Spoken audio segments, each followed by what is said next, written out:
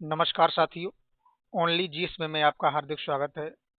तो अभी हम पढ़ रहे हैं घटना चक्र नागरिक शास्त्र, जिसमें एलटी, टीजीटी, पीईटी, जीआईसी के पूर्वालोकन जो क्वेश्चन है उनका हम अध्ययन कर रहे हैं। साथियों, पता है कल हमारे जो बाकी सब्जेक्ट थे एलटी ग्रेड की उनकी भी डेट आ गई है और सामाजिक विज्ञान का जो पेपर है वो 17 जनवरी को निर्धारित हो गया है। इसलिए हम सभी लोगों को अब मेहनत से अध्ययन करना चाहिए। और जो हम नागरिक शास्त्र पढ़ रहे हैं इसके 3 वीडियो हमारे यूट्यूब चैनल पर अपलोड किए जा चुके हैं। आज का जो चौथा वीडियो है, आइए चलते हैं और अपने क्वेश्चन हल करते हैं। प्रश्न नंबर 80 है, निम्नलिखित में से राज्य की उत्पत्ति के संबंध में कौन सा सिद्धांत 17वीं तथा 18वीं शताब्दी में सर्वाधिक लोकप्रिय था? तो इसका सही जवाब बनेगा ऑप्शन नंबर सी, सामाजिक समझौते का सिद्धांत।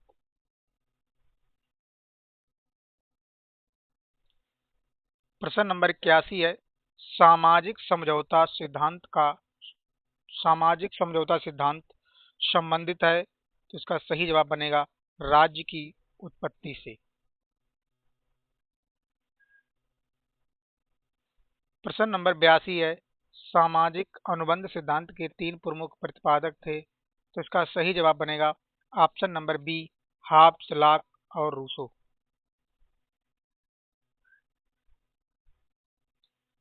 सामाजिक अनुबंध सिद्धांत इससे संबंध रखता है, तो इसका सही जवाब बनेगा ऑप्शन नंबर डी, राज्य का मूल।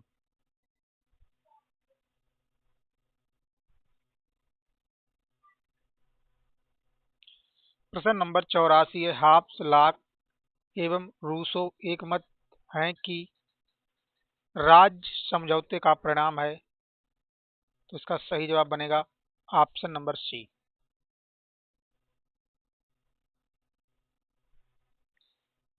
सामाजिक समझौता सिद्धांत मूलतः चाहता है, तो इसका सही जवाब बनेगा ऑप्शन नंबर ए, राजनीतिक दायित्व के आधार को समझना।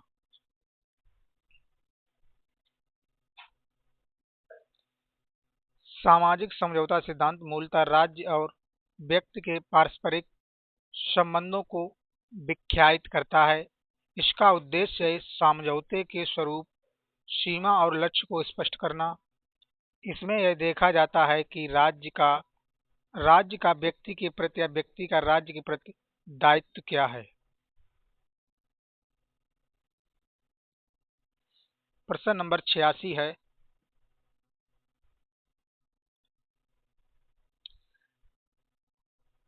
राज्य की उत्पत्ति का पितृसत्तात्मक सिद्धांत जुड़ा है, तो इसका सही जवाब बनेगा option number B, Henry Maine के नाम से।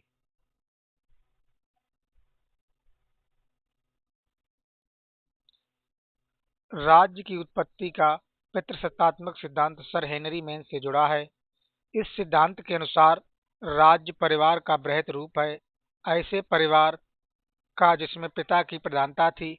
हेनरी मेन के अनुसार पितृसत्तात्मक सिद्धांत वह सिद्धांत है जो समाज का आरंभ ऐसे पृथक परिवारों से मानता है जो सबसे अधिक आयु वाले पुरुष वंशज के नियंत्रण व छत्र छाया में एक साथ रहते हैं।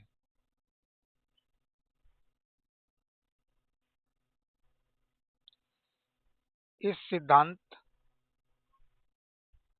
इस सिद्धांत के कुछ आधारभूत तथ्य निम्नलिखित हैं। पितृसत्तात्मक परिवार का आधार स्थायी विवाह और गोत्र संबंध था। राज्य ऐसे व्यक्तियों का समूह था जो प्रारंभिक परिवार के एक ही पूर्वज के वंशज थे। परिवार प्रधान के व्यापक और असीमित अधिकार राजनीतिक सत्ता के मूलभूत स्रोत थे। यह प्रधान मृत्यु के समय अपने सभी अधिकारों अपने उत्तराधिकारी को देता है। प्रश्न नंबर 87 है, पितृसत्तात्मक सिद्धांत का कौन प्रबल समर्थक था? तो इसका सही जवाब बनेगा ऑप्शन नंबर ए, हेनरी मेन।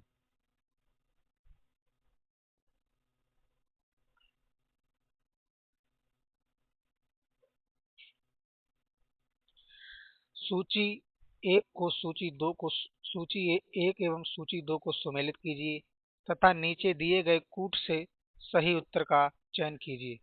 तो आइए इसका सही मिलान देखते हैं। हाब्स, लेवियाथन, रॉबर्ट फिल्मर पितृसत्तात्मक और रूसो, इमायल, जॉन लॉक सिविल सरकार पर ट्रीटीज। प्रश्न नंबर 89 है, राज्य ही नगर राज्य ही नगर था और चर्च भी। यह वाक्य किस व्यवस्था का विवरण देता है? तो इसका सही जवाब बनेगा यूनानी नगर राज्य का। राज्य ही नगर था और चर्च भी, यह वाक्य यूनानी नगर के विषय में रोमन शासकों द्वारा कहा गया था। अब नेक्स्ट चैप्टर है हमारा संप्रभुता। तो संप्रभुता से जितने भी पूछे गए क्वेश्चन हैं उनका हम अब अध्ययन करेंगे। एक बार फिर मैं उन साथियों से निवेदन करेंगे कि जो चैनल पर नए हैं वो अपना सुझाव कमेंट बॉक्स में अवश्य दें और चैनल को सब्सक्राइब करें। तो संप्रभुता का पहला क्वेश्चन है, किसने कहा जहां कानून नहीं वहां स्वतंत्रता नहीं? तो इसका सही जवाब बनेगा ऑप्शन नंबर सी, लॉक।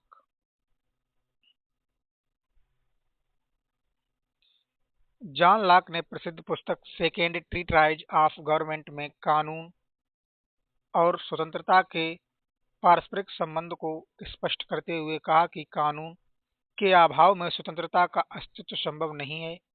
आगे वे लिखते हैं कि स्वतंत्रता के लिए आवश्यक है कि बाधाएं हिंसा और अन्य कारक मार्ग में बाधा उत्पन्न ना करें।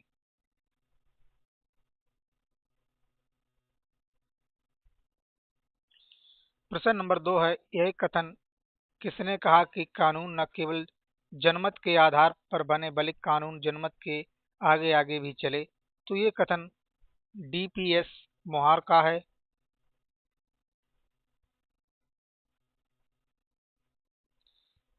किसके अनुसार कानून बाह्य कार्य के वे सामान्य नियम हैं जिन्हें प्रभुत्व संपन्न व राजनीतिक सत्ता लागू करती है?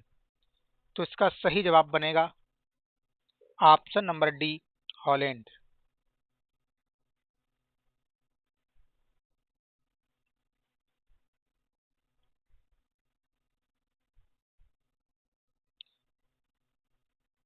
टी आई हॉलैंड ने अपनी मुख्य कृति एलिमेंट्स ऑफ जूरी स्प्रेड्स के अंतर्गत कानून की परिभाषा के साथ कानून के मूल स्रोतों का भी उल्लेख किया है। उनके अनुसार कानून बाह्य कार्यों के वे सामान्य नियम हैं जिन्हें प्रभुत्व संपन्न राजनीतिक सत्ता लागू करती है। प्रश्न नंबर 4 है, विधिक डी ज्यूरी सर्वसत्ता का मतलब है? तो इसका सही जवाब बनेगा ऑप्शन नंबर ए, एक व्यक्ति को शासन करने का और आज्ञाकारिता बस में करने का कानूनी अधिकार।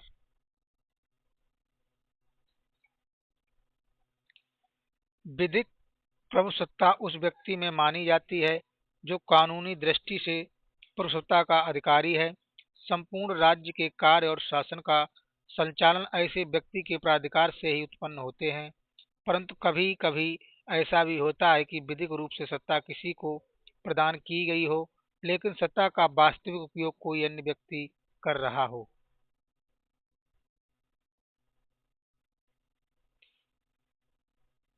प्रश्न नंबर 5 है, कानूनी अधिसत्ता की संकल्पना पहली बार किसने प्रस्तुत किया? तो ये सही जवाब बनेगा ऑप्शन नंबर ए, हॉब्स।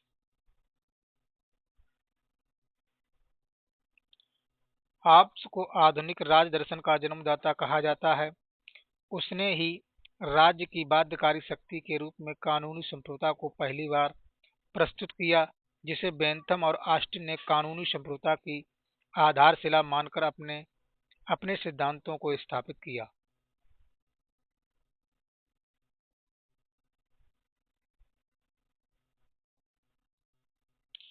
प्रश्न नंबर 6, कानून संप्रभु का एक आदेश है, यह कथन किसका है? तो ये सही कथन है ऑस्टिन का।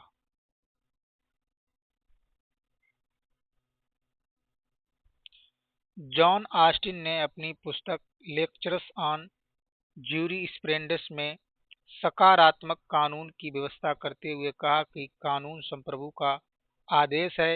इन्होंने प्राकृतिक कानून और दैवीय कानून का खंडन करते हुए कहा कि कानून ऐसे नियमों को ही माना जा सकता है जिसमें निम्न विशेषताएं हों।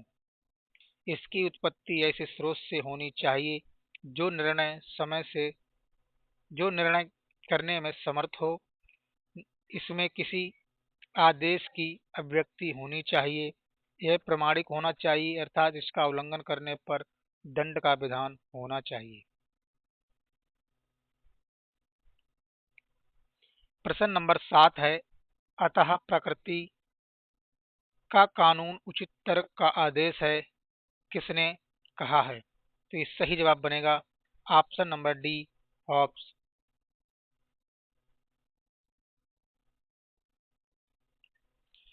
थॉमस हॉब्स के अनुसार प्रकृति के कानून बुद्धि द्वारा खोजा गया प्रत्यादेश है, जिसे लोग प्राकृतिक अवस्था में जीवन की सुरक्षा के लिए आवश्यक मानते हैं।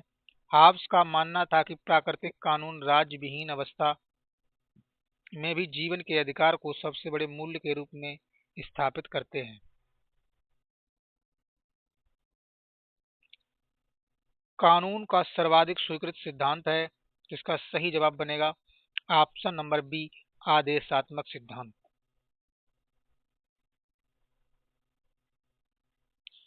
कानून का आदेशात्मक सिद्धांत सर्वाधिक व्यापक रूप से स्वीकार किया जाता है, जिसका समर्थन बोंदा, हॉब्स, बेंथम, ऑस्टिन तथा डाइसी की कृतियों में मिलता है।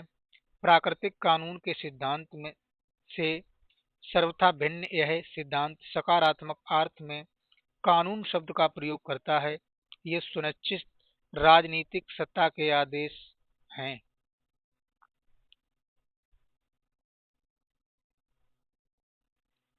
अगला प्रश्न है, वास्तविक कानून उसका उद्देश्य है जिसे दूसरों को आदेश देने का अधिकार रहता है, ये कथन किसका है? तो ये हॉब्स का है।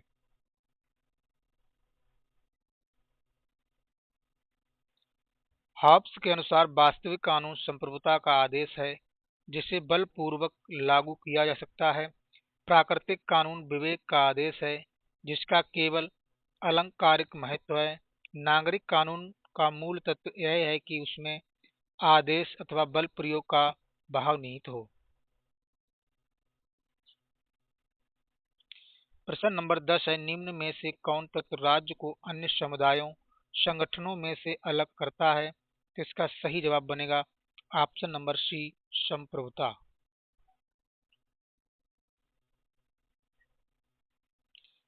राज्य की आधुनिक अवधारणा के अनुसार राज्य को अन्य मानवीय समुदायों एवं संगठनों से अलग करने वाला तत्व प्रभुसत्ता है, क्योंकि अन्य मानवीय संगठनों के पास राज्य से जैसी प्रभुसत्ता का अभाव होता है। अन्य महत्वपूर्ण तथ्य, राज्य की आधुनिक अवधारणा के अनुसार राज्य के चार मूल तत्व हैं: जनसंख्या, भूभाग, सरकार एवं प्रभुसत्ता। प्रभुसत्ता राज्य की अनिवार्य प्रभुसत्ता राज्य का अनिवार्य लक्षण है जो अन्य सहचारियों से उसकी अलग पहचान बनाता है। प्रभुसत्ता राज्य की ऐसी शक्ति है जिसके बल पर वह अपने भूभाग में अपनी आज्ञाओं एवं कानूनों का पालन कराता है और विदेशी राज्यों के साथ लेन देन, मैत्री, युद्ध का निर्णय करता है।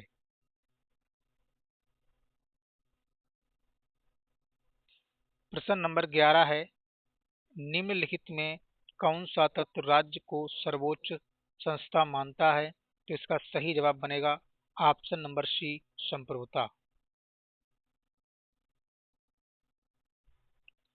प्रश्न नंबर 12 है, राज्य का सबसे महत्वपूर्ण तत्व क्या है? तो इसका सही जवाब बनेगा ऑप्शन नंबर डी, संप्रभुता। भारत में संप्रभुता कहाँ निवास करती है? इसका सही जवाब बनेगा ऑप्शन नंबर डी, जनता में।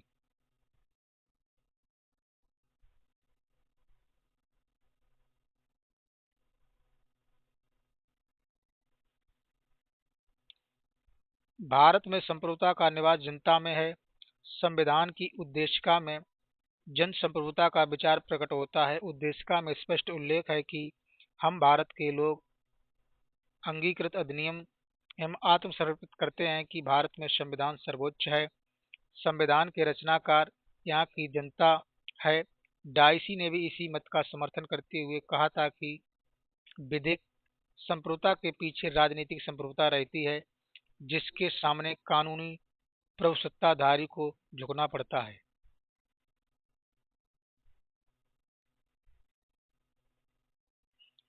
प्रश्न नंबर नेक्स्ट है, प्रभुसत्ता की धारणा का निरूपण सबसे पहले किया, तो इसका सही जवाब बनेगा ऑप्शन नंबर सी, बोंदा ने।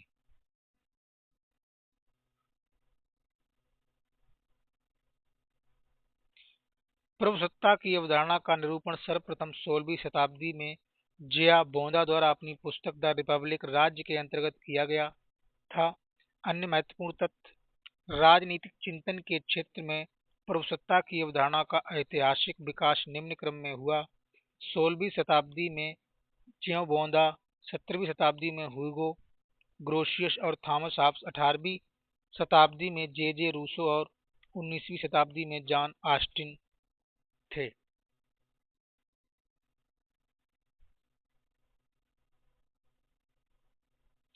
प्रश्न नंबर 15 है, राजनीतिक संप्रभुता राज्य के उन प्रभावों का समूह है जो कानून के पीछे रहती है।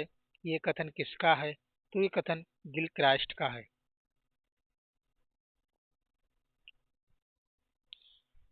राजनीतिक संप्रभुता राज्य के उन प्रभावों का समूह है जो कानून के पीछे रहती है। यह कथन गिलक्राइस्ट का है। राजनीतिक विद्वान ने वैधानिक संप्रभुता राजनीतिक प्रभुसत्ता में अंतर किया। वैधानिक संप्रभुता वह है जिसके पास कानून निर्माण तथा उसे लागू करने की सर्वोच्च शक्ति होती है तथा यही सत्ता कानून को परिवर्तित या निरस्त कर सकती है। ब्रिटेन की संसद वैधानिक संप्रभुता का सर्वोत्तम उदाहरण है। इसकी सर्वशक्तिमत्ता के बारे में डाइसी ने कहा कि यह किसी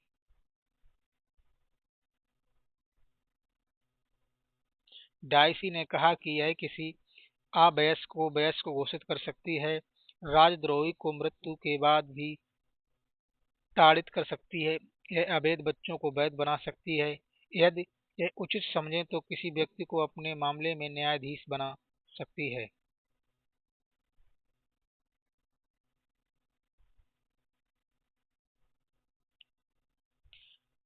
परंतु राजनीतिक संप्रभुता निर्वाचक मंडल की शक्ति का द्योतक है। यह संसद को बनाती है तथा उसे बदल सकती है। डाइसी के शब्दों में जिस संप्रभु को वकील लोग मानते हैं, विधिक संप्रभुता उसके पीछे द्वारा संप्रभु रहता है। इस संप्रभु के पीछे वैधानिक संप्रभु को सिर झुकाना पड़ता है। जिस इच्छा को राज्य के नागरिक मानते हैं वही राजनीतिक संप्रभु है। प्रश्न नंबर 16 है, वैधानिक संप्रभु के पीछे एक राजनीतिक संप्रभु की खोज की कोशिश संप्रभुता की समूची धारणा को खत्म कर देती है और संप्रभुता को प्रभावों की सूची मात्र बना देती है। ये कथन किसका है? तो ये कथन गिलक्राइस्ट का है।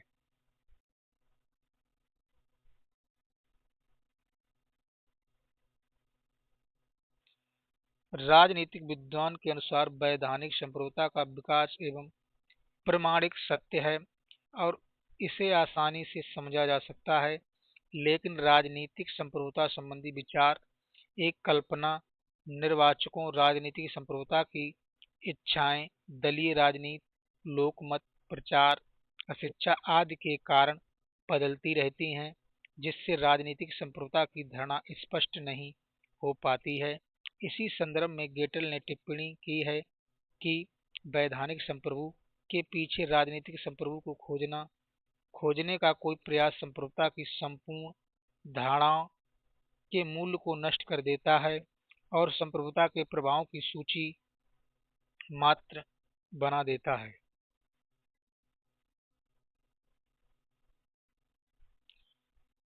नेक्स्ट प्रश्न है, संप्रभुता की अवधारणा निम्नलिखित में से मुख्यतः क्या है? तो इसका सही जवाब बनेगा ऑप्शन नंबर बी, वैधानिक।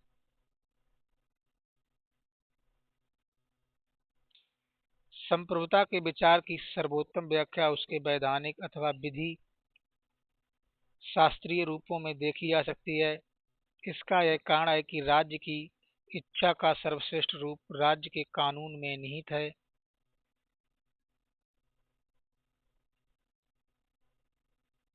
जो सभी को बाध्यकारी होता है, इसलिए संप्रभुता का पूर्णतः वैधानिक दृष्टिकोण से अध्ययन, जैसे हॉब्स व बेंथम ने किया, अपनी विशेष महत्व रखता है।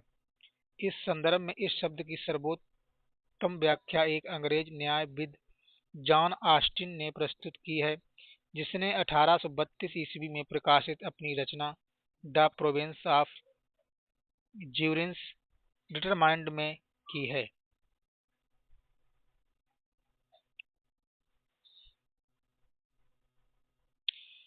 स्वयं के शरीर और मस्तिष्क पर व्यक्ति संप्रभु है, ये वक्तव्य किसका है?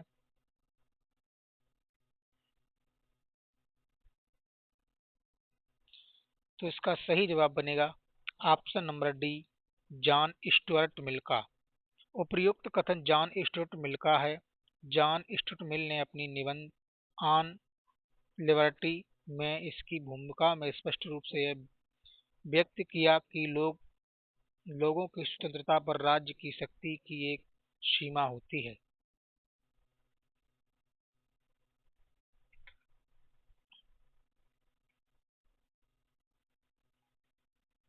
प्रश्न नंबर 19 है, वह संप्रभुता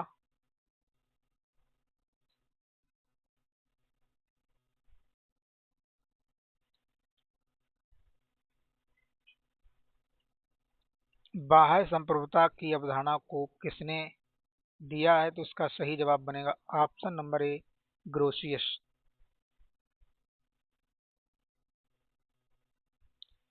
बाह्य संप्रभुता की अवधारणा 17वीं शताब्दी के विचारक ह्यूगो ग्रोशियस द्वारा दी गई।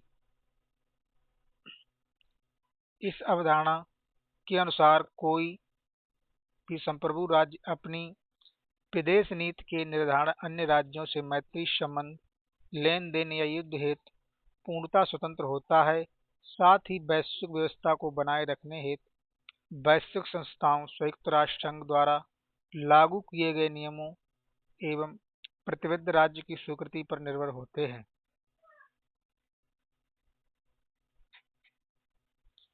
बाह्य संप्रभुता के सिद्धांत को विकसित किया था, तो उसका सही जवाब बनेगा ऑप्शन नंबर डी, ग्रोशियस द्वारा।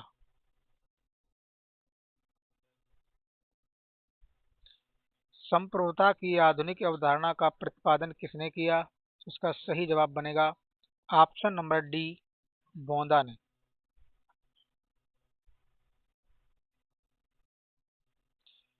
संप्रभुता की आधुनिक अवधारणा का सर्वप्रथम प्रयोग व प्रतिपादन बोंदा ने राजतंत्र को औचित्यपूर्ण बनाने तथा पोप एवं सामंतों को सत्ता को सीमित करने का उद्देश्य वर्ष 1756 में अपनी कृति सिक्स बुक्स कॉन्समिंग रिपब्लिक में किया। बोंदा ने राज्य को परिवारों एवं उनकी मिलीजुली संपदा का ऐसा संगठन कहा, जहां एक सर्वोच्च शक्ति और उसके विवेक का शासन चलता है। संप्रभुता के सिद्धांत का सबसे पहले प्रतिपादन किसने किया? इसका सही जवाब बनेगा ऑप्शन नंबर ए, बोंदा ने।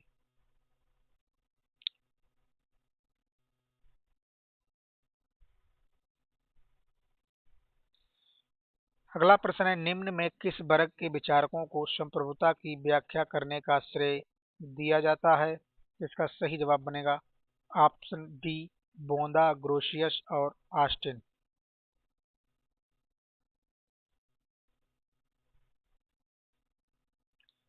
संप्रभुता की व्याख्या करने का श्रेय ज्यों बोंदा ह्यूगो ग्रोशियस और जॉन ऑस्टिन को दिया जाता है। संप्रभुता सोवरेनिटी सिद्धांत का निरूपण 16वीं शताब्दी में ज्यों बोंदा ह्यूगो ग्रोशियस और टॉमस हॉब्स तथा 18वीं शताब्दी में जे रूसो और 19वीं शताब्दी में जॉन ऑस्टिन ने किया। संप्रभुता अंग्रेजी शब्द सोवरेनिटी का हिंदी रूपांतरण है। सोवरेनिटी शब्द लैटिन भाषा सुपरनस तथा सुपर से मिलकर बना है, जिसका अर्थ होता है परम अर्थात सर्वोच्च सत्ता, अर्थात प्रत्येक स्वतंत्र राज्य अपने बाह्य तथा आंतरिक विषयों में पूर्ण स्वतंत्र हो, तो इस स्थिति को स्वतंत्रता कहते हैं। ज्यों बोंदा का आधुनिक संप्रभुता सिद्धांत का जन्मदाता माना जाता है। ज्यों बोंदा को आधुनिक संप्रभुता सिद्धांत का जन्मदाता माना जाता है।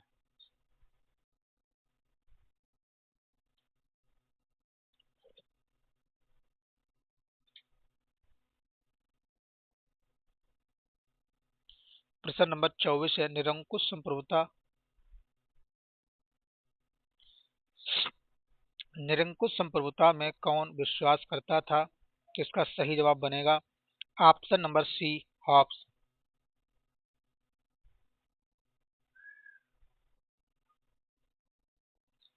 हॉब्स निरंकुश संप्रभुता का एक प्रमुख समर्थक था। इसके अनुसार तलवार के बिना संविधाएं केवल शब्द मात्र हैं। अन्य महत्वपूर्ण तथ्य, निरंकुश या अमर्यादित संप्रभु के समर्थक विचारक जिया बोंदा, Thomas Hobbs, जर्मी Bentham, John Austin तथा हीगल आदि हैं। इन विचारकों के अनुसार संप्रभु राज्य में सर्वोच्च, सर्वशक्तिमान, अविभाज्य तथा अमर्यादित शक्ति है। इसके विरोध में मर्यादित संप्रभु के सिद्धांत का प्रतिपादन लाक ने किया, जिसका मॉन्टेस्क्यू ने समर्थन किया। लाक के अनुसार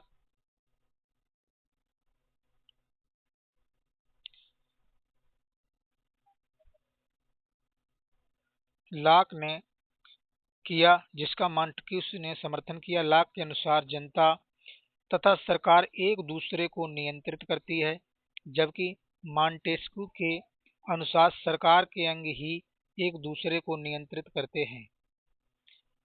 अगला प्रश्न है, किसने सामाजिक समझौते की अवधारणा को निरंकुश संप्रभुता के सिद्धांत के साथ जोड़ा? तो इसका सही जवाब बनेगा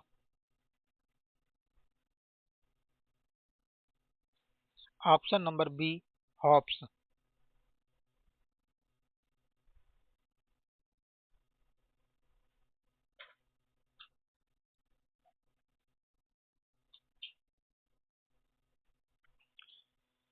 निरंकुश संप्रभुता का सर्वाधिक सशक्त समर्थक था, तो इसका सही जवाब बनेगा ऑप्शन नंबर ए, हॉब्स।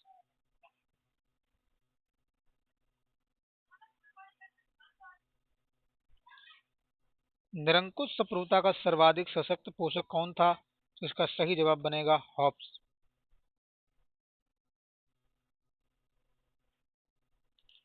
निरंकुश संप्रभुता का सर्वाधिक सशक्त समर्थक कौन था? तो इसका भी सही जवाब बनेगा हॉब्स।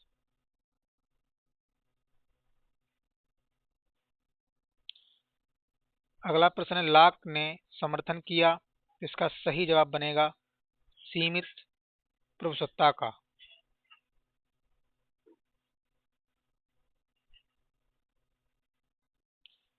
लाक ने लोगों को राज्य के विरुद्ध विद्रोह करने का अधिकार देकर सीमित संप्रभुता का समर्थन किया। राज्य यदि लोगों को प्राप्त प्राकृतिक अधिकारों का उल्लंघन करता है, यह सामाजिक समझौतों द्वारा निर्धारित शर्तों का पालन नहीं करता है, तो लोग राज्य को दी गई शक्तियों को पुनः वापस ले सकते हैं। किसने कहा था कि सर्वसत्ता यह राज्य की पूर्णता है? तो इसका सही जवाब बनेगा ऑप्शन नंबर सी, रोमन ने। रोमन ने कहा सर्वसत्ता राज्य की पूर्णता है।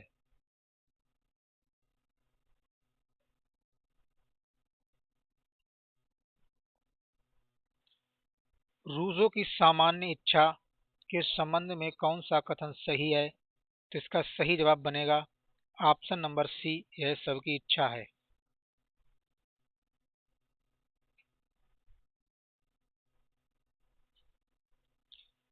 लोक कल्याण पर आधारित होने के कारण सामान्य इच्छा एक व्यक्ति की हो सकती है, कुछ व्यक्तियों की हो सकती है, या सबकी इच्छा हो सकती है। इस इच्छा में संख्या नहीं गुण प्रधान है। प्रभुसत्ता संपन्न होने की वजह से सामान्य इच्छा कानून की सृष्टा है। परमार्थ पर आधारित होने के कारण यह जन कल्याणकारी और सदैव सही होती है।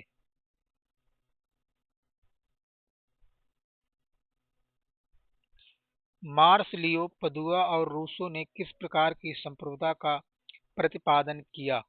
तो इसका सही जवाब बनेगा ऑप्शन नंबर ए, लोकप्रिय।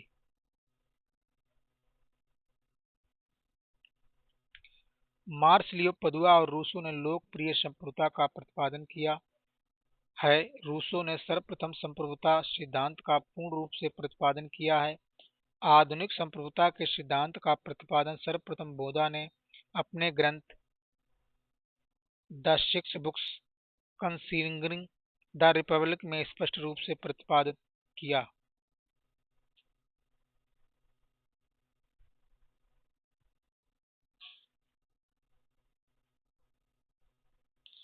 अगला प्रश्न है, लाक का विश्वास था कि संप्रभु, सही जवाब बनेगा विद्यमान कानूनों से बंधा हुआ है।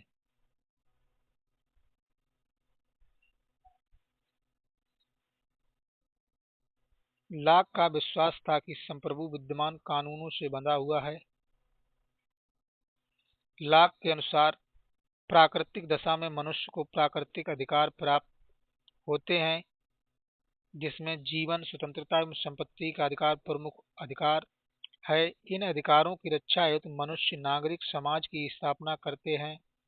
इस प्रकार लाक के अनुसार नागरिक समाज या राज्य समाज के प्राकृतिक अधिकारों की रक्षा हेतु उत्तरदायी होता है। अतः राज्य की प्रभुसत्ता पूर्ण या असीम नहीं होती है, बल्कि वह शर्तों से बंधी होती है।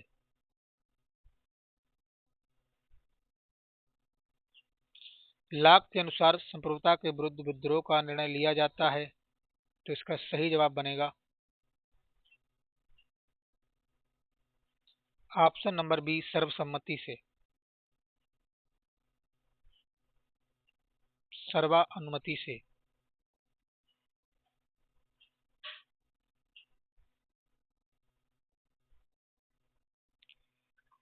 लाक ने सामाजिक समझौते के द्वारा राज्य के अस्तित्व को स्वीकार करते हुए उसे ट्रस्ट की संज्ञा दी है। यदि लोगों को यह लगे कि राज्य किए गए समझौतों की शर्तों का उल्लंघन कर रहा है, तो वे राज्य के विद्रोह कर सकते हैं। उपर्युक्त प्रश्न विकल्प बी का हिंदी एवं अंग्रेजी रूपांतरण भिन्न है। प्रस्तुत व्याख्या अंग्रेजी रूपांतरण के आधार पर दी गई है।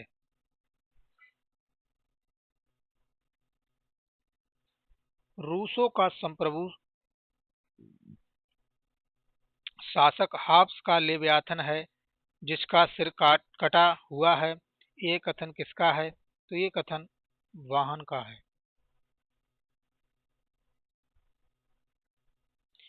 रूसों का संप्रभु सामान्य इच्छा है, जो हाब्स के लेवियाथन के समान ही अपने आदेशों का पालन करवाने के लिए बल प्रयोग को आवश्यक मानता है।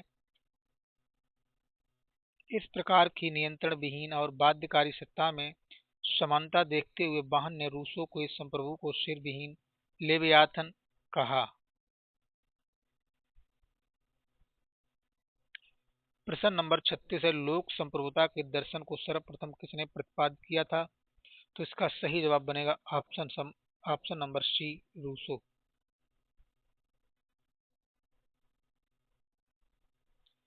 लोक संप्रभुता के दर्शन को सर्वप्रथम रूसो ने प्रतिपादित किया था। रूसो के अनुसार मनुष्य आपस में समझौता करके ही सत्ता का प्रभुसत्ता की स्थापना करते हैं, परंतु ये प्रभुसत्ता किसी ऐसे शासक की विशेषता नहीं होती जिसका अस्तित्व समाज से अलग या समाज के बाहर हो, बल्कि यह जन साधारण के पास ही रहती है। इस तरह रूसो ने लोकप्रिय प्रभुसत्ता के विचार को बढ़ावा दिया।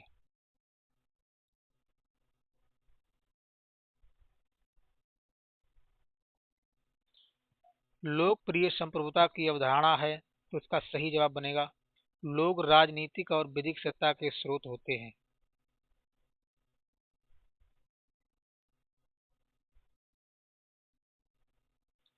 लोकप्रिय संप्रभुता में संप्रभुता का वास लोगों को माना गया है।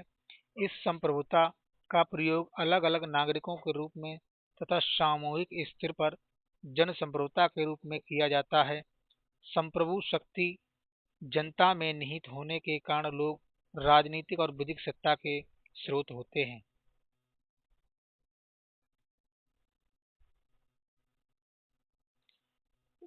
रूसो लाक से पूर्णता प्रभावित हैं, तो इसका सही जवाब बनेगा प्राकृतिक अधिकारों के सिद्धांत से।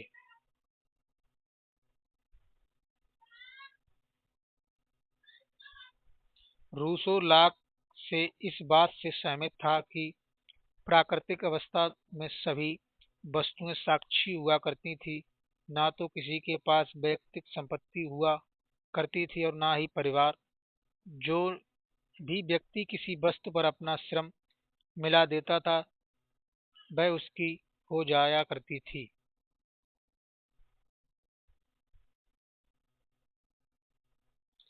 जॉन ऑस्टिन द्वारा प्रतिपादित प्रभुसत्ता सिद्धांत को कहा जाता है ऑप्शन नंबर सी एकलवादी सिद्धांत।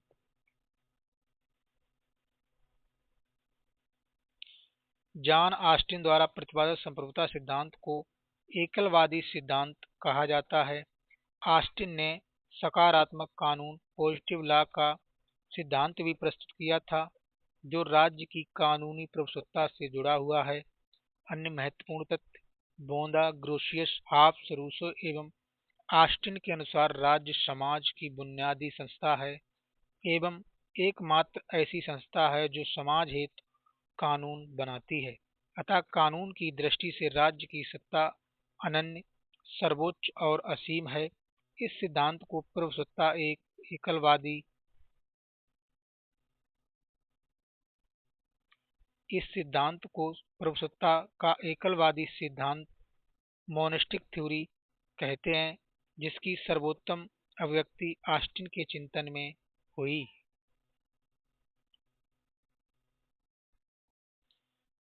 नेक्स्ट प्रश्न है निम्नलिखित में कौन एक संप्रभुता के अद्वैतवादी सिद्धांत का समर्थक नहीं है, तो इसका सही जवाब बनेगा ऑप्शन नंबर बी डुगवी।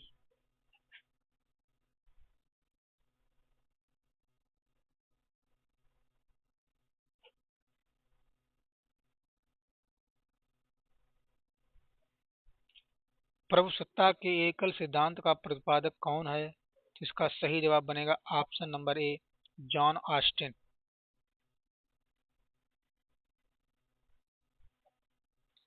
निम्नलिखित में कौन बहुलवादी चिंतक नहीं है, तो इसका सही जवाब बनेगा ऑप्शन नंबर बी बोंदा।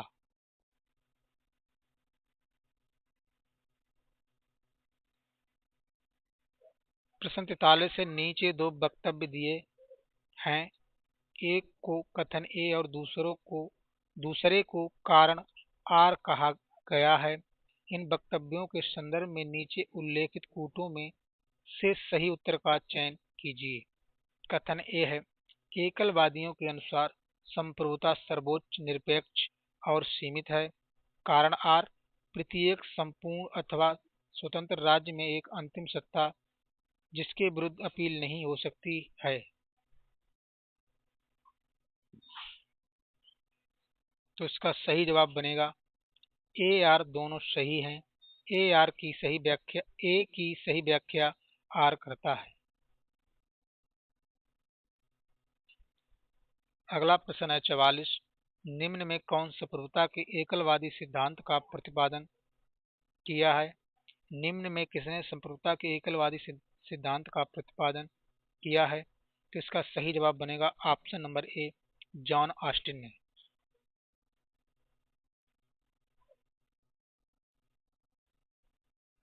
एकलवादी संप्रभुता सिद्धांत के प्रतिपादन ऑस्टिन हैं।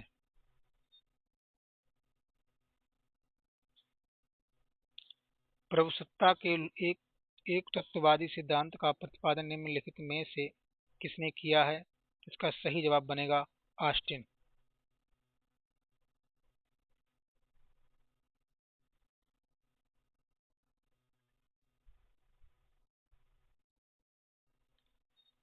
अगला क्वेश्चन है 47। इनमें से किसने विधि के शासन के सिद्धांत को प्रतिपादित किया है? तो इसका सही जवाब बनेगा ऑप्शन नंबर ए, डाइसी। विख्यात ब्रिटिश न्यायवेत्ता डाइसी ने अपनी कृति introduction to the study of the law of the constitution के अंतर्गत इंग्लैंड के संविधान को विधि के शासन की संज्ञा दी थी। इसलिए विधि के शासन के सिद्धांत को प्रतिपादित करने वाले वे पहले विचारक हो गए।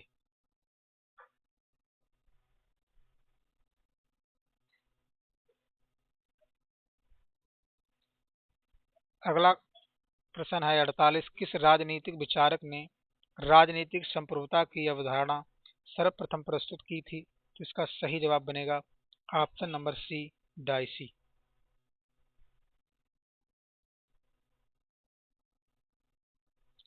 ए वी डाइसी के अनुसार लोकतंत्रीय शासन प्रणाली वाले देश में कानूनी दृष्टि से संप्रभुता संसद के हाथों में रहती है, किंतु राजनीतिक दृष्टि से संप्रभुता का सूत्र सर्वसाधारण के हाथों में रहता है, क्योंकि कानूनी संप्रभुता सर्वसाधारण की इच्छा का प्रतिपादन करता है।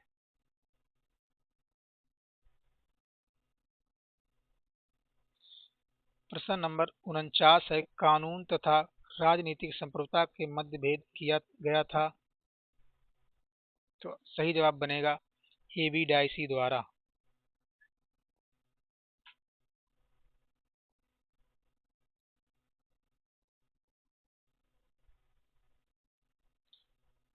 कानूनी और राजनीतिक संप्रभुता के मध्य भेद ए बी डाइसी द्वारा किया गया था। इन्हीं के शब्दों में विधिवेक्ता जिसे प्रभुता इन्हीं के शब्दों में विधिवेक्ता जिसे प्रभुता प्रभुसत्ताधारी मान्यता देता है, इसके पीछे एक दूसरा प्रभुसत्ताधारी छुपा रहता है, जिसके सामने कानूनी प्रभुसत्ताधारी को झुकना पड़ता है। अतः राज्य के मंच पर हम जिस कानून प्रभुसत्ताधारी को काम करते हुए देखते हैं, उसका सूत्रधार पर्दे के पीछे रहता है। प्रभुसत्ता के इस रूप को हम राजनीतिक प्रभुसत्ता कहते हैं।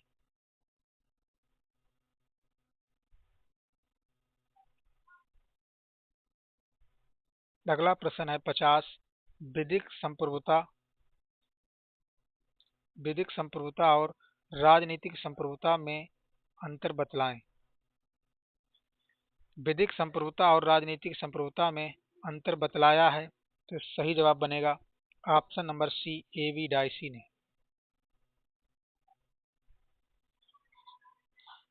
सर्वप्रथम ए वी डाइसी ने विधिक संप्रभुता एवं राजनीतिक संप्रभुता में अंतर लोकप्रिय शासन प्रणाली के संदर्भ में बतलाया, जहां विधिक संप्रभुता संसद राजनीतिक संप्रभु निर्वाचन गणों की इच्छा का प्रतिनिधित्व करता है।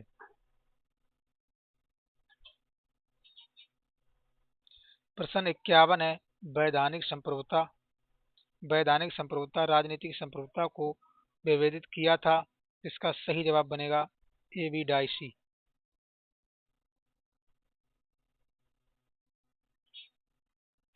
प्रश्न नंबर 52 है, कानूनी तथा राजनीतिक संप्रभुता के मध्य भेद किया। तो ये भी क्वेश्चन बनेगा ए बी डाइसी।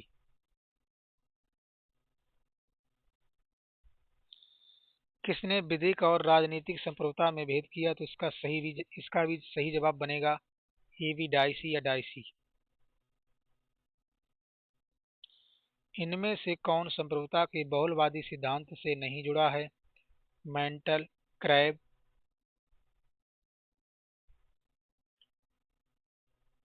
दुर्खीम और हीगल। तो इसका सही जवाब बनेगा ऑप्शन नंबर डी, हीगल।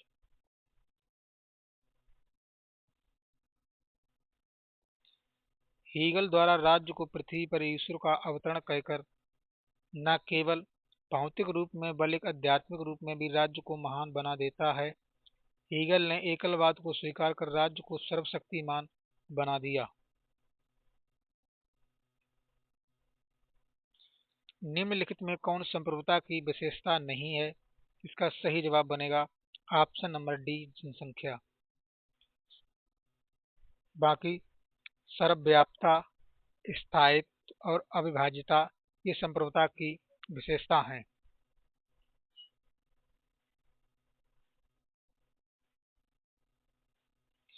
संप्रभुता के कानूनी सिद्धांत के अंतर्गत संप्रभुता की निम्न विशेषताएं निर्धारित की गई हैं। नंबर 1, पूर्णता, सार्वभौमता, अद्वैता, स्थायित्व और अविभाज्यता।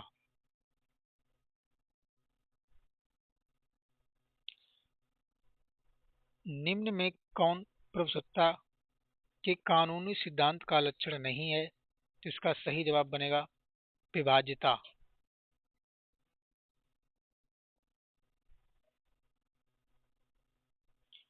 निम्नलिखित में कौन सी संप्रभुता की विशेषता या विशेषताएं हैं? तो इसका सही जवाब बनेगा ऑप्शन नंबर सी, एक तथा दोनों, स्थायित्व और सार्वभौमिकता।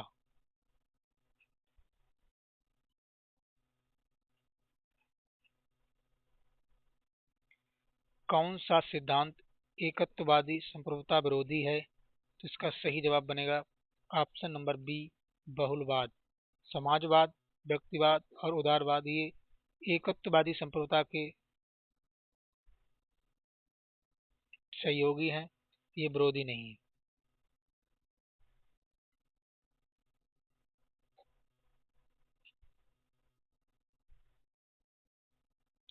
प्रभुसत्ता के एकत्ववादी या एकलवादी सिद्धांत के अनुसार प्रभुसत्ता राज्य का सारभूत अनिवार्य लक्षण है। इसके बिना कोई समाज राज्य का रूप धारण नहीं कर सकता, जबकि बहुलवाद विचारधारा के अनुसार राज्य की रचना हेतु प्रभुसत्ता अनिवार्य नहीं है। बहुलवाद सत्ता के केंद्रीकरण के विरुद्ध है एवं राज्य एवं समाज को एक ही नहीं मानते। यदि वे राज्य को समाज की महत्वपूर्ण संस्था मानते हैं, वे राज्य की अखंड असीम प्रभुसत्ता को अस्वीकारते हैं और समाज की अन्य संस्थाओं एवं समूह को प्रभुसत्ता में भागीदारी देना चाहते हैं। इस प्रकार वे सांकेतिक अथवा नाम मात्र की संप्रभुता में विश्वास करते हैं। प्रमुख बहुलवादी विचारक हैं Leo Digby, Hugo Krabbe, Harold, J Laski, Ernest Barker, A D. Lindsay, Robert M MacIver.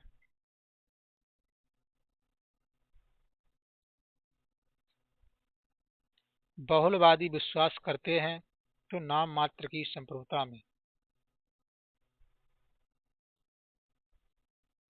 बहुलवादी पक्ष में है तो इसका सही जवाब बनेगा राज्य की शक्तियों को कम करने की।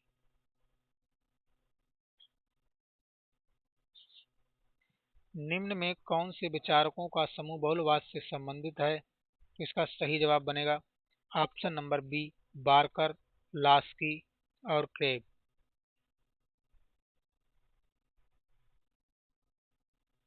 अनेकवादी इनमें विश्वास करते हैं तो इसका सही जवाब बनेगा सांकेतिक अधिसत्ता में।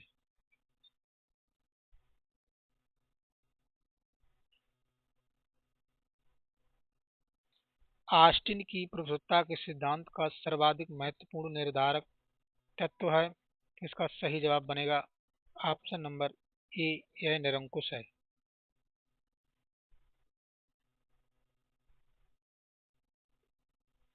ऑस्टिन संप्रभुता के कानूनी सिद्धांत प्रमुख प्रवक्ता माने जाते हैं।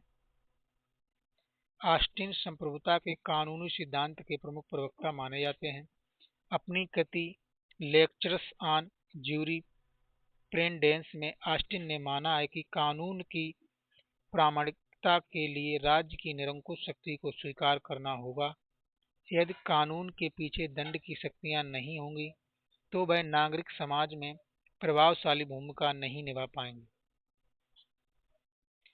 प्रश्न नंबर 64 है, निम्नलिखित में कौन एक बहुलवादी है? तो इसका सही जवाब बनेगा option number C, Robert डहेल।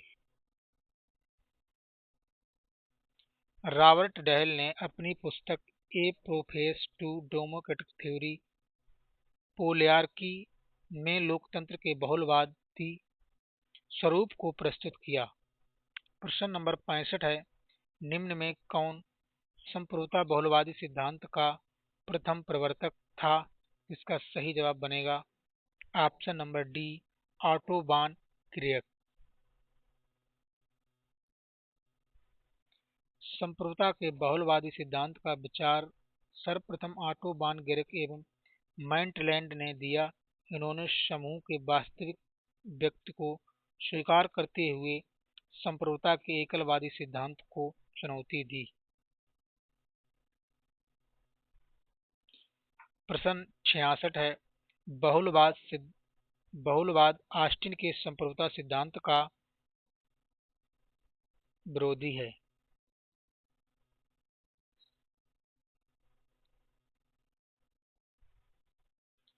बहुलवाद Austin के संप्रभुता सिद्धांत का विरोधी है।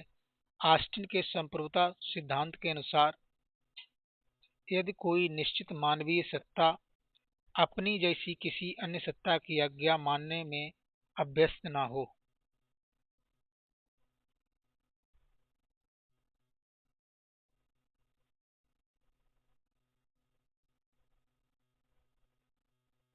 हो, बल्कि प्रस्तुत समाज के लोग उसकी आज्ञा मानने में अभ्यस्त हों, इस निश्चित मानवीय सत्ता को उस समाज में प्रभुसत्ताधारी कहेंगे।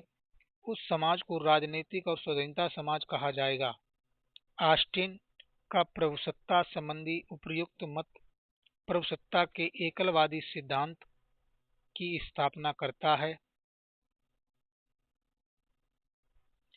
19वीं शताब्दी में प्रभुसत्ता में बहुलवादी सिद्धांत का उदय हुआ, जिसने राज्य के एक तत्वीय मोनिस्टिक स्वरूप की ओर उसकी अखंड प्रभुसत्ता का खंडन करके उस समाज की अन्य संस्थाओं के समकक्ष रखा और सामाजिक उद्देश्यों की पूर्ति होते राज्य के साथ साथ अन्य सामाजिक संस्थाओं के महत्व पर बल दिया। प्रश्न नंबर 67 है, संप्रभुता की अवधारणा प्रमुखतया कैसी अवधारणा है? तो इसका सही जवाब बनेगा ऑप्शन नंबर बी, विधिक। संप्रभुता की अवधारणा प्रमुखतया विधिक अवधारणा है। बोंदा हॉब्स ऑस्टिन राज्य को ही एकमात्र संस्था मानते हैं जो समाज के लिए कानून बनाता है। कानून की दृष्टि से उस राज्य की सत्ता अन्य सर्वोच्च और असीम है। इस सिद्धांत को ही प्रभुसत्ता एकलवादी सिद्धांत कहा जाता है। अगला प्रश्न है प्रश्न नंबर 68।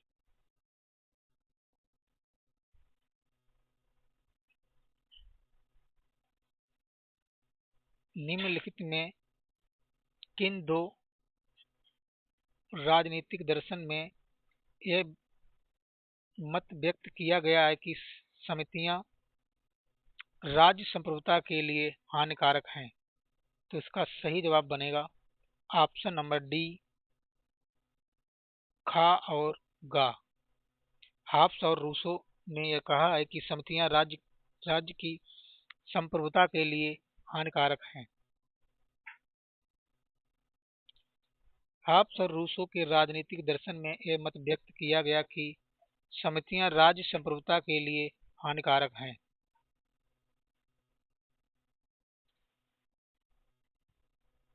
यदि संविधान परम संप्रभु है तो तत्कालिक संप्रभुता आरोपित है। इसका सही जवाब बनेगा विधि निर्माता निकाय में। यदि संविधान परम संप्रभु है तो तत्कालीन संप्रभुता संविधान का निर्माण करने वाले विधि निर्माता निकाय में आरोपित होगी।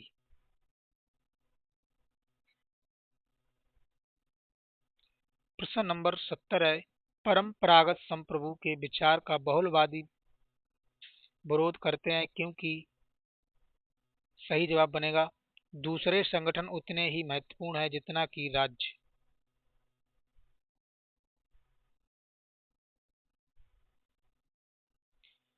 परंपरागत संप्रभुता के विचार का बहुलवादी विरोध करते हैं क्योंकि उनके अनुसार समाज के अन्य संगठन एवं संस्थाएं उतनी ही महत्वपूर्ण हैं जितना कि राज्य।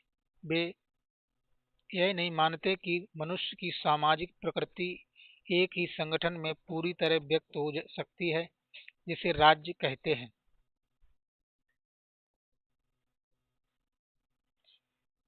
प्रश्न 71 है, लोकप्रिय संप्रभुता किस में निहित होती है? तो इसका सही जवाब बनेगा ऑप्शन नंबर सी, जनता में।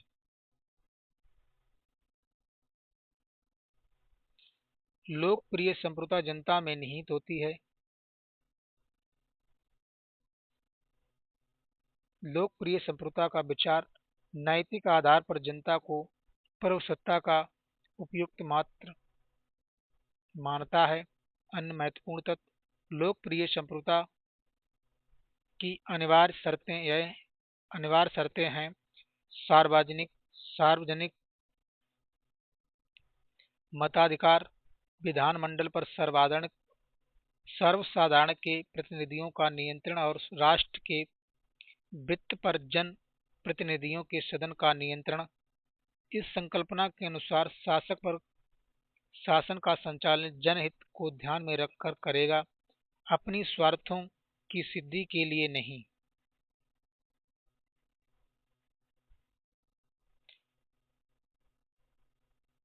वह तभी तक सत्ता धारण करेगा वह तभी तक सत्ता धारण करेगा जब तक उसे सर्वसाधारण का विश्वास प्राप्त हो। यह सिद्धांत लोकतंत्र के चिरसम्मत सिद्धांत की सर्वोत्तम अभिव्यक्ति है। लोकप्रिय प्रभुसत्ता की संकल्पना जे रूसो के राजनीतिक दर्शन का सार तत्व है।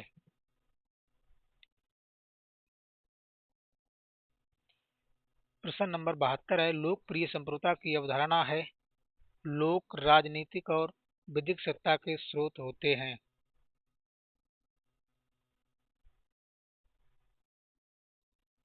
सार्वजनिक संप्रभुता किसमें निवास करती है? इसका सही जवाब बनेगा जनता में।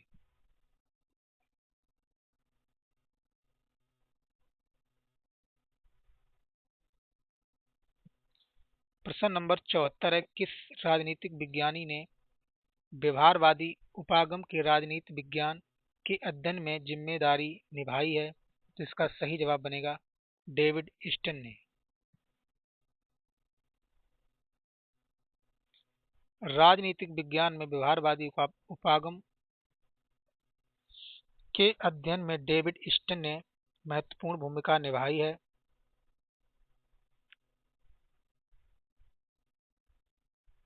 प्रश्न 75 है, संप्रभुता एक विशिष्टता है? तो सही जवाब बनेगा राज्य की।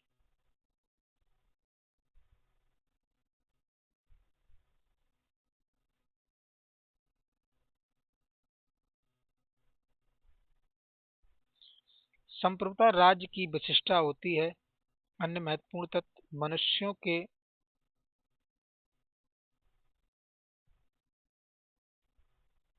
मनुष्यों के किसी समुदाय को राज्य की संज्ञा तभी दी जा सकती है जब उसमें चार तथ्य हों: जनसंख्या, भूभाग, सरकार एवं संप्रभुता। संप्रभुता या प्रभुसत्ता ही राज्य का वह विशिष्ट तत्व है जो अन्य समुदायों से राज्य को पृथक करता है। प्रभुसत्ता के ही कारण राज्य अपने अधिकार क्षेत्र में सर्वोच्च शक्ति का प्रयोग करता है और अन्य राज्यों के साथ अपने संबंधों को निर्धारित करता है।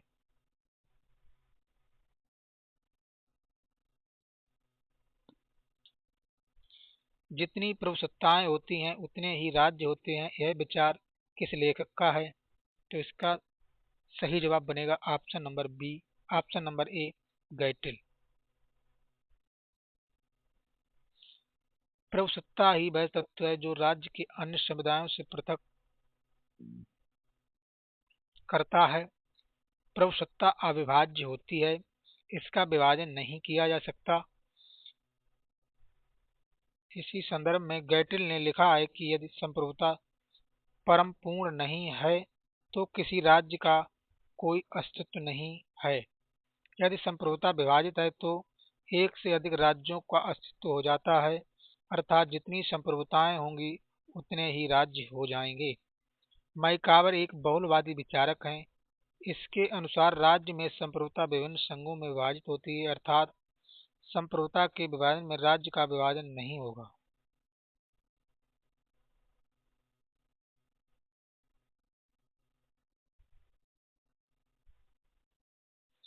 अगला प्रश्न है, यदि अधिसत्ता संपूर्ण नहीं है तो कोई राज्य अस्तित्व में नहीं रहेगा, ऐसा किसने कहा है? तो आइए प्रश्न विवादित है, इसका व्याख्या देखते हैं। बेंथम के रूप में इसका संबंध गैटिल से है। नहीं नहीं सॉरी, कथन के रूप में कथन के रूप में इसका संबंध गैटिल से है, जबकि अवधारणा के रूप में इसका संबंध हॉब्स एवं ऑस्टिन से है। चूंकि इसमें कथन पूछा गया था, इस प्रश्न का कोई भी विकल्प उत्तर के रूप में चयनित करना संभव नहीं है।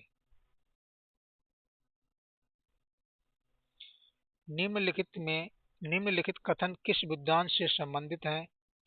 जिस तरह से बिना आत्म विनाश के व्यक्ति अपने जीवन और व्यक्तित्व को दूसरे को नहीं दे सकता, एक पेड़ अपने अंकुरित होने के अधिकार को दूसरे को नहीं दे सकता, उसी प्रकार आत्म बिना आत्म विनाश के संप्रभुता दूसरे को नहीं दी जा सकती है। तो ये कथन किसका है? तो ये कथन लीवर का है।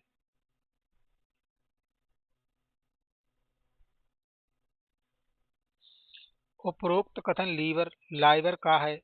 संप्रभुता का अंग्रेजी पर्यायवाची सॉवरेनिटी लैटिन शब्द सुपर और एनस से लिया गया है।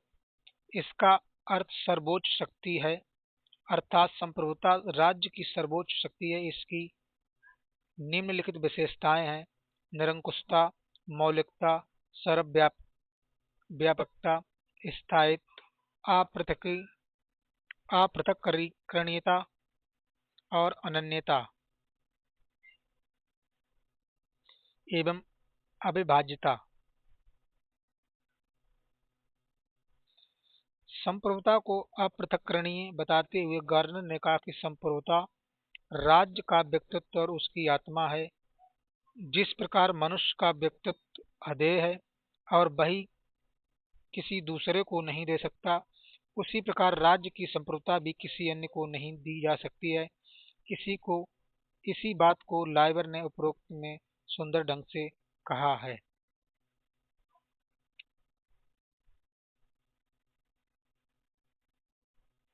संप्रभुता शब्द लैटिन भाषा के किस शब्द से निकला है? तो इसका सही जवाब बनेगा सुप्रनस।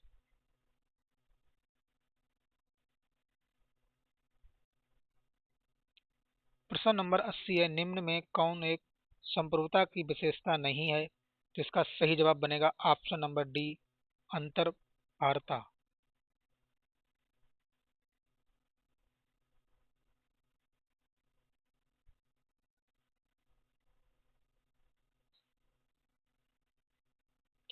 प्रभुसत्ता नागरिकों और शक्तियों के रूप में ऐसी शक्ति है जिसे कानून का कोई बंधन नहीं होता है। किसने कहा? तो इस सही जवाब बनेगा बोंदा।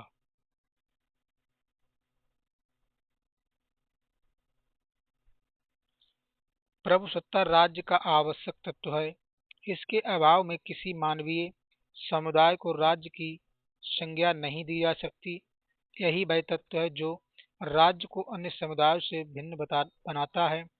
संप्रभुता की परिभाषा देते हुए बोंदा ने अपनी पुस्तक सिक्स बुक कंसरिंग रिपब्लिक में कहा कि प्रभुसत्ता नागरिक और शासकों के ऊपर ऐसी शक्ति है जिस पर कानून का कोई बंधन नहीं होता। प्रभुसत्ता पर अन्य विचारकों की परिभाषाएं निम्नलिखित हैं।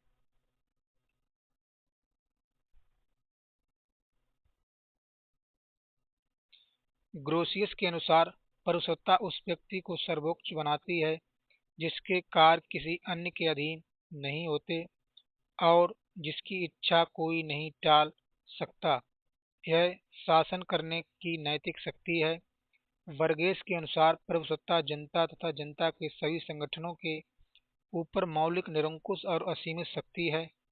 जेलेनिक के अनुसार प्रभुसत्ता राज्य का वह गुण है जिसके कारण वह अपनी इच्छा के अलावा किसी दूसरे किसी दूसरी इच्छा या बाहरी आदेशों से बाध्य नहीं है।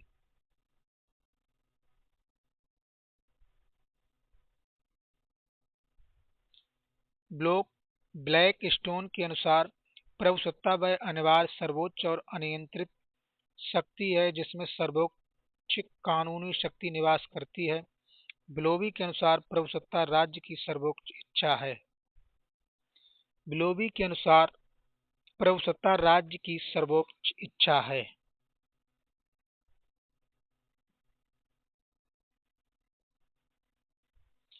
प्रश्न नंबर 83 है, संप्रभुता नागरिकों तथा प्रजागणों पर राज्य की वह सर्वोच्च शक्ति है जिस पर विधियों का कोई नियंत्रण नहीं होता है। प्रभुसत्ता की यह परिभाषा किसने की है? तो सही जवाब बनेगा ऑप्शन नंबर सी, बोंदा।